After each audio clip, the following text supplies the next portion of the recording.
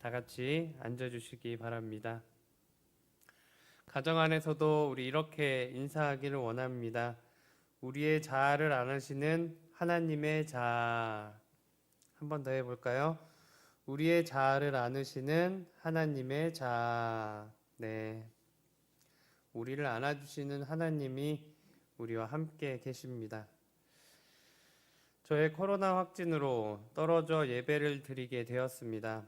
너무나 죄송하고 드릴 말씀이 없습니다. 각 가정에서 온라인으로 드려지는 예배 가운데 우리를 안아주시는 하나님의 자아를 경험하는 갈릴리교회 성도님들 되시기를 주님의 이름으로 축원합니다. 오늘 말씀은 자아에 대해서 조금 이야기를 나누고자 합니다. 철학자 파스칼은 그에 져서 팡세에 이런 이야기를 합니다. 인간은 천사도 아니고 짐승도 아니다. 그러나 불편한 것은 인간이 천사처럼 행동하려고 생각은 하지만 짐승처럼 살아가고 있다라는 내용입니다. 여기에 갈등이 있습니다. 바로 진실을 묻는 갈등이죠. 우리의 생각과 뜻과 이상은 천사입니다. 하지만 실제 우리가 살아가는 모습은 짐승과 같다라는 것이죠. 때로는 이런 이야기들 입에 담을 때가 있죠. 어떻게 사람의 모습을 하고 저런 행동을 할 수 있지라는 생각들 말입니다. 동물들이 우리랑 대화를 할 수 있다라면 동물들이 우리에게 그런 얘기를 하지 않을까 생각해 봅니다. 너희들이 우리보다 더 못 살고 있어 라는 말들 말이죠. 왜 이런 말을 하느냐? 문제는 진실이라 생각합니다. 사실을 사실대로 인정하는 것이 진실인데 내 내면의 자아 속에서 진실과 거짓이 서로 갈등을 일으킵니다. 그 갈등 속에 문제가 있습니다. 이것은 프로이드가 이야기한 초자아와 현실의 자아의 갈등을 말합니다. 우리는 이 두 가지 인격을 가지고 살아가며 두 인격은 끊임없이 우리 안에서 존재합니다. 심리학적으로 말고 이를 영적으로 풀면 하나님의 영과 사단의 영이 우리 안에서 계속해서 싸우고 있다라는 것이죠. 그래서 내가 누구인지를 모르면 안 됩니다. 이 긴장관계 속에서 나를 잃어버리면 안 됩니다. 확실하게 나의 나됨을 인정하고 그곳에서 모든 문제의 시작이 있기 때문입니다. 내가 바로 그리스도인이라는 존재감, 그리고 바로 내가 죄인이다라는 존재감 말입니다. 오늘 본문 속에서 깜짝 놀랄 만한 이야기가 나옵니다. 바로 예수님이 베드로를 향해서 하신 말씀이죠. 우리는 사순절을 보내고 있습니다.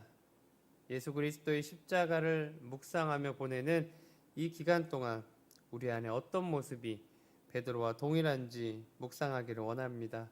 또한 그럼에도 불구하고 우리를 위해 십자가 지신 예수님의 사랑을 고백하는 이 시간이 되시기를 주님의 이름으로 축원합니다. 그러기 위해서 우리 첫 번째로 볼 것이 바로 베드로의 자아입니다. 베드로는 조금 전만 해도 예수님께 엄청난 칭찬을 받습니다. 그 조금 전이란 오늘 본문의 약간 앞으로만 가면 됩니다. 같은 16장 13절을 보면 빌립보 가이사랴 지방에 이르러 라고 해서 말씀이 시작합니다. 빌립보 가이사랴 지역은 물이 많은 지역입니다. 자연스럽게 나무가 많고요. 그리고 비옥한 땅이기에 그 지역에는 신전들이 많이 있습니다. 웅장하고 화려한 신전들이 산 중앙에 배치되어 있습니다. 이런 이방신을 섬기는 사람들에게 그래서 많이 사랑받았던 곳입니다. 그런 장소에 예수님은 제자들과 함께 거니시며 물어봅니다. 제자들아, 저렇게 화려하고 웅장한 이반 신상 앞에서 너희는 이렇게 초라한 나를 누구라고 생각하느냐? 이렇게 물어보시는 거죠. 그때 베드로가 말합니다. 16절에 주는 그리스도시요 살아계신 하나님의 아들이심을 내가 믿습니다. 아멘. 네. 예수님이 가장 듣고 싶어 하셨던 이야기를 베드로가 하게 된 것입니다. 그 결과 예수님은 베드로에게 귀한 이름을 붙여주시죠. 페트로스, 페트라, 즉 반석이라는 뜻의 이름을 지어주십니다. 뿐만 아니죠. 천국의 열쇠를 내게 주노라 라고까지 이야기하십니다. 생각을 해보시기 바랍니다. 베드로 얼마나 기분 좋을까요? 어부의 삶을 청산하고 가족도 버리고 다 떠난 그 삶, 3년의 그 시간을 보상받는 듯한 그런 느낌이었을 것입니다. 그런데 그때 예수님이 갑자기 십자가의 이야기를 꺼내십니다. 바로 오늘 본문이죠. 예수님에게 칭찬을 받고 너무나 좋았는데 그리고 나서 21절에 예수님은 십자가 사건을 베드로에게 이야기하시는 것입니다. 베드로는 자신에게 천국의 열쇠를 주고 자신을 인정해 주신 예수님이 평생 같이 계셔야 되는데 갑자기 십자가에서 죽게 된다는 이야기를 듣고 베드로의 반응은 어땠을까요? 그렇죠. 당연히 말리죠. 22절에 베드로가 예수님을 붙들고 항변하여 라고 되어 있습니다. 아마 어깨를 잡고 막 흔들지 않았을까요? 예수님 절대 그런 일 일어나지 않을 겁니다. 그렇게 베드로는 항변했다라는 것이죠. 말씀에서 나오는 이 항변하다라는 단어는 예수님이 바다를 꾸짖으시다라고 할 때 사용했었던 꾸짖다라는 단어와 동일한 단어입니다. 다시 말해서 베드로는 예수님을 꾸짖듯이 그렇게 이야기한 것이죠. 물론 베드로는 예수님을 걱정한 것입니다. 하지만 예수님은 베드로를 잘 알고 계시죠. 단지 걱정뿐만 아니라 그가 지금 왜 흥분하며 항변하는지 예수님은 잘 알고 계셨던 것입니다. 예수님은 조금 전 있었던 베드로의 신앙 고백, 주는 그리스도시여 살아계신 하나님의 아들이심을 내가 믿습니다 라고 한 그 신앙 고백에 온전한 칭찬을 하지는 않으셨습니다. 자, 그 말이 무슨 말이냐 하면 17절 하반절에 이렇게 이야기하십니다. 베드로, 너의 그 고백은 내 혈육이 안 것도 아니오, 내가 안 것도 아니오, 오직 하나님이 알게 하신 것이다 라고 말씀해서 이야기합니다. 자, 이 표현을 조금 바꾸면 이렇게 됩니다. 성령이 너를 감동시키셔서 베드로, 내가 고백할 수 있었던 거야 라고 말씀하시는 거죠. 자, 이 말은 너희들의 삶과 경험으로는, 너희들의 지식으로는 도저히 말할 수 없는 이야기야, 이런 내용인 것입니다. 예수님은 왜 그렇게 이야기하셨을까요? 그냥 기분 좋게 칭찬해 주시면 되는데 말이죠. 자, 그 이유는 십자가에 대해서 예수님이 말씀하셨을 때 베드로는 온전히 이해하지 못했습니다. 단지 예수님이 떠나시면 안 된다는 생각에 십자가의 의미를 이해하려 하지 않았다라는 것이죠. 그리고 그때 사단은 베드로를 사용합니다. 걱정하는 듯한 모습으로 하나님의 구원 계획을 막으려는 도구로 베드로를 사용하려고 합니다. 예수님 가시면 안 돼요. 저를 더 높은 곳에 올려주셔야죠. 저를 더 성공시켜 주셔야죠. 저 가족도 버리고 왔는데요. 저 예수님만 믿고 왔는데요. 이렇게 가시면 어떡합니까? 이런 개인적 욕심에 예수님을 말리려 했던 것입니다. 그러자 예수님 이야기하십니다. 사단아 물러가라 라고 말입니다. 한편으로는 좀 너무하신 거 아닌가 라는 생각도 들게 됩니다. 당연히 제자라면 자신이 섬기는 스승이 십자가형을 당하러 간다라고 할 때 지켜드리려 하지 않을까요? 선생님 도망가세요 라고 돕지 않을까요? 하지만 예수님은 단호하게 선포하십니다. 그 이유는 하나님의 계획을 무너뜨리려 하는 사단이 있었기 때문입니다. 우리도 삶을 살아가는 가운데 나의 적절한 희생과 도움으로 무엇인가를 얻으려 할 때가 있습니다.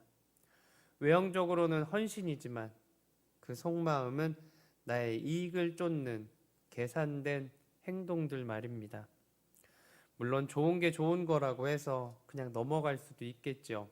하지만 오늘 베드로의 사건은 다릅니다. 이 사건은 십자가의 사건이며 이 사건은 전 인류에 대한 구원 계획이었기 때문입니다. 그래서 예수님은 반석이라는 이름을 붙여진 베드로에게 사단아 물러가라 라고 말씀하십니다. 즉 우리의 자아에는 반석이 되기도 하지만 한순간 사단의 도구가 되기도 합니다. 그것이 바로 연약한 우리의 자아이자 베드로의 자아라는 것입니다. 이제 두 번째로 살펴볼 것은 베드로의 이상적 자아입니다. 헤르만 헤세가 1919년 발표한 데미안이라는 책이 있습니다. 이 책은 내면의 나와 계속해서 대화를 이끌어가는 내용입니다. 그리고 결국 내 내면의 데미안을 인정하게 되는 내용이죠. 책의 내용 중 한 소절을 읽어드리려 합니다. 나에게 말하지 않은 꿈이 있을 거야. 그 꿈이 뭔지 내가 알 필요는 없어. 하지만 한 가지만 말할게. 그 꿈대로 살아. 그 꿈을 연출하고 그 꿈을 위한 계획을 세워. 그건 아직 완전하지 않지만 하나의 길이야. 우리는 자기 내부의 세계를 매일 발전해야 해. 그렇지 않으면 우리는 아무것도 아니라는 걸 잊지 마. 세상은 급하게 변해갑니다. 데미안이 출판된 당시는 2차 산업혁명 이후 인간의 가치는 기계 앞에서 무너져 버립니다. 더욱이 2차 대전이 진행 중이어서 인간의 존엄성 또한 바닥에 떨어진 상황이었습니다. 어떤 변화와 어떤 이상을 가지고 살아가야 하는지 책 데미안은 계속해서 우리에게 묻게 됩니다. 베드로는 어떤 이상을 꿈꾸며 살았을까요? 이상적 자아란 현실과 타협하지 않는 이상주의를 이야기합니다.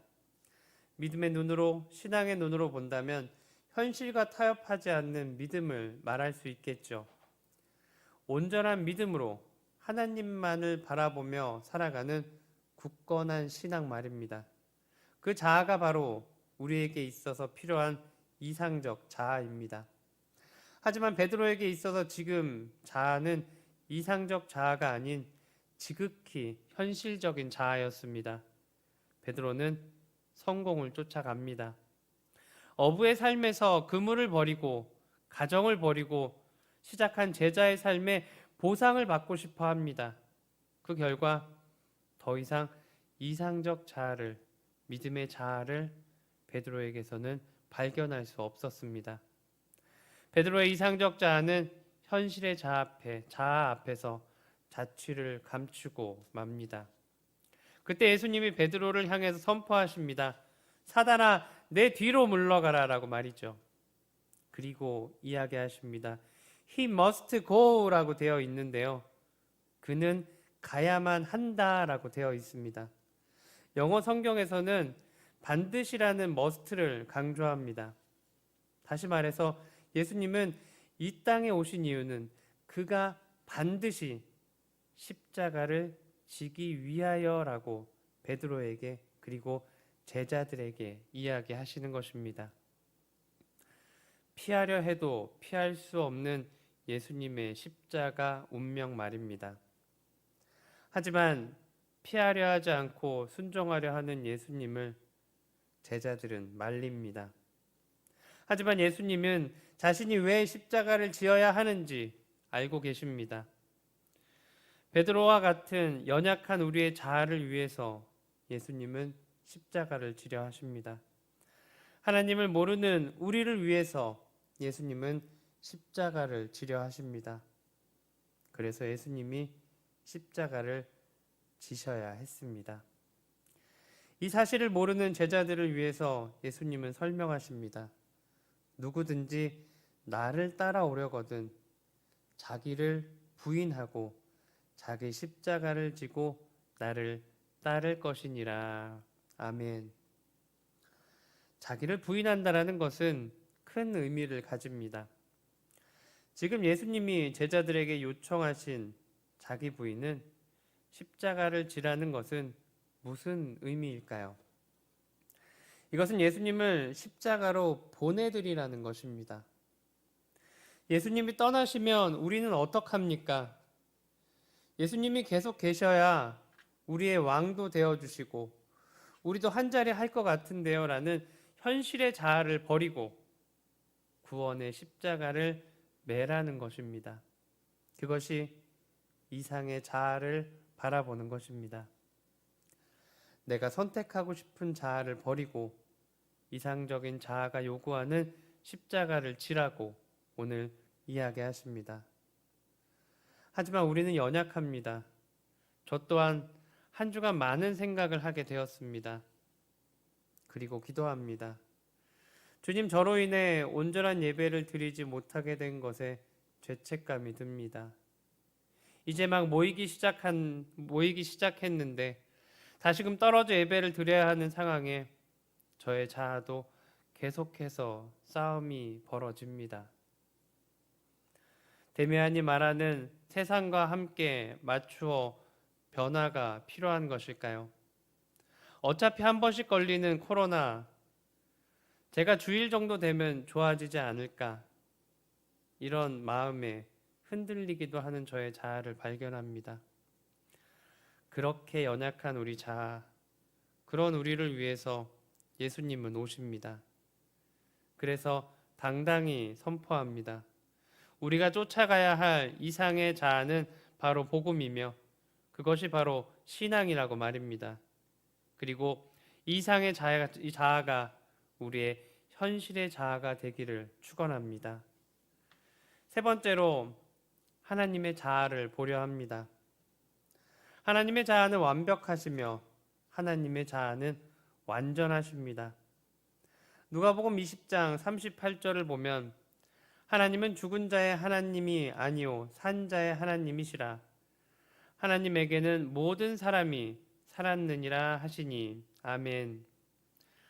인간을 모두 담을 수 있는 부류가 무엇일까요? 아마도 죽은 자와 산 자가 아닐까 합니다. 그런데 누가복음의 이 말씀에서는 이 모두가 죽은 자와 산 자가 아닌 다 살아있는 자로서 하나님이 그들의 하나님이 된다라고 이야기하십니다. 하나님 앞에서는 죽은 자가 없다라는 뜻이죠. 하나님의 자아는 우리의 모두의 하나님을 말합니다. 모두를 그 품에 안아주십니다. 베드로와 같이 자신의 현실적인 자아 때문에 흔들릴지라도 우리의 연약한 자아가 하나님이 원하시는 신앙의 자아 가운데 움직이지 않을지라도 현실의 자아 가운데 지배당할지라도 하나님은 우리를 모두 품에 안아 주신다라는 것입니다. 하지만 전도서 12장 14절의 말씀을 보면 하나님은 모든 행위와 모든 은밀한 일을 선악간에 심판하시리라. 아멘. 그렇게 말씀하시죠. 하나님의 심판에는 예외가 없습니다. 모두를 끌어안으시는 자아이지만 하나님은 꼭 심판하십니다. 하나님의 심판은 예외가 없다라고 말씀드렸죠. 남녀노소 불문하고 모두에게 동일하게 그 사랑을 베푸시며 그 심판을 준비하십니다. 믿는 자와 믿지 않는 자의 심판 말입니다. 이를 위해서 우리에게 예수 그리스도를 보내주신 것입니다. 하지만 베드로는 이 하나님의 자아를 이해하지 못합니다. 지금 자신의 성공을 쫓아갑니다. 지금 예수님과의 이별에 두려워 항변한 것입니다. 하지만 욕심을 부리건 겁에 질려 두려워하건 코로나로 3년째 세상이 흔들리고 미사일이 날아다니는 전쟁 가운데에서도 하나님의 자아는 흔들리지 않으십니다. 오히려 우리를 감싸 안아 주십니다. 우리에게 힘을 주시고 우리를 일으켜 세워 주십니다. 그 결과 부활 후 예수님은 베드로와 제자들을 만나 주시고 그들을 사용하시죠. 그 사랑이 은혜이며 그 사랑이 바로 그들의 능력이고 지금 우리의 능력이 됩니다. 말씀을 준비하며 주의 전에서 홀로 예배를 드려야 하는 모습을 상상합니다. 하나님과 성도님들에게 너무나 죄송한 마음이 떠나질 않습니다. 그때 장공 김재준 목사님의 말씀이 불현듯 생각납니다. 교회는 변치 않는 영혼의 소식을 변하는 시간 안에서 전하는 것이다 라는 이야기였습니다. 우리 갈릴리 교회는 지난주 재직 세미나를 통해서 교회의 비전을 기도로 시작하자고 선포했습니다. 그런데 담임 목사의 코로나 확진으로 비대면 예배로 드리게 되었습니다. 생각지도 않았던 이웃 나라에서는 전쟁의 소식도 있습니다. 언제 끝날지 모르는 코로나 속에서 교인들은 개개인의 말 못할 기도 제목들이 있습니다. 이 바쁜 세상 가운데 우리를 늘 흔들어 댑니다. 그 결과 우리도 베드로와 같이 사단의 도구로 사용될 수도 있습니다. 하지만 우리에게는 하나님의 자아가 언제나 우리를 감싸 안아 주십니다. 이를 선포하는 것이 바로 교회입니다. 교회는 변치 않는 영혼의 소식을 변하는 시간 안에서 여러 가지의 상황 가운데서 전하는 것이 바로 교회다라는 것이죠. 하나님의 자아가 사단아 물러가라 라고 하시며 우리를 지켜주십니다. 그 하나님의 자아를 믿고 구원을 선포하며 승리하시는 저와 여러분들 되시기를 주님의 이름으로 축원합니다. 하나님의 자아는 우리를 인도하시고 우리를 보호하십니다. 기도하시겠습니다. 사랑의 주님, 고맙고 감사드립니다. 선포된 말씀이 우리 안에 힘있게 하여 주시옵시고 우리가 세상의 자아를 쫓아갈지라도 우리를 품어 안아 주시고 우리의 능력이 되시고 우리의 힘이 되어 주셔서 바삐 살아가는 세상 가운데 사단아 물러가라 선포하여 주시는 하나님의 자아 안에서 우리들 살아가게 하여 주시옵소서. 끝끝내 우리를 변화시켜 주시고 우리를 일으켜 세우셔서 우리의 입술을 통하여서도 선포하게 하여 주시옵소서. 사단아 물러가라라고 선포할 때 주의 능력이 우리의 능력 되게 하시고 주님의 사랑이 우리를 통하여 이 땅 가운데 널리 퍼져나가게 하여 주시옵소서. 감사를 드리며 이 모든 말씀 우리 주 예수 그리스도 이름으로 기도드리옵나이다. 아멘. 우리 잠시 이 시간 기도의 시간 가지려 합니다. 우리의 자아를 안아주시는 하나님의 자아가 있습니다. 우리는 늘 쓰러지고 넘어지는 가운데 살아갑니다. 세상과 타협도 하고요. 법을 지키는 것 같고 누구에게 봐도 맞는 일 같은데 솔직히 하나님 앞에서는 부끄러운 모습들이 있습니다. 하지만 하나님은 우리를 질책하지 않으십니다. 오늘 베드로에게 하셨듯이 베드로를 꾸짖는 것이 아닌 그 마음 가운데 있는 사단을 꾸짖어 주십니다. 그 하나님이 우리와 함께 하십니다. 두려움 가운데 걱정 가운데 사는 것이 아닌 담대히 나아가는 우리가 되길 원합니다. 주님의 자아가 우리를 붙들어 주시고 주님의 자아가 우리를 보호하여 주시기에 하나님 그 사랑 안에 우리들 한 주간 살아가게 하여 주시옵소서. 우리 그 마음 가지고 이 시간 다 같이 말씀에 힘입어 기도하시겠습니다.